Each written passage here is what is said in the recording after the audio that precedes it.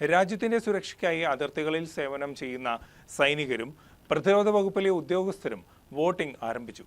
ഇവർക്കായി പ്രത്യേകമായി ഒരുക്കിയ electronically transmitted postal ballot system വഴി ബാലറ്റ് പേപ്പറുകൾ അവരവരുടെ കേന്ദ്രങ്ങളിൽ എത്തിച്ചു.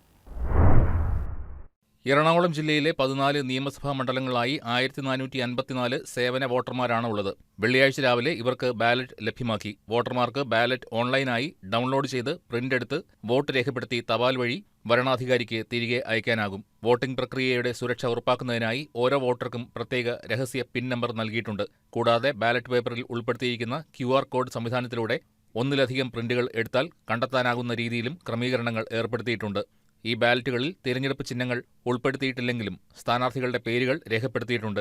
ബാലറ്റിനൊപ്പം ആവശ്യമായ കവർ തയ്യാറാക്കുന്നതിനുള്ള ഫോമും ഇമെയിൽ മുഖേന അയച്ചിട്ടുണ്ട്.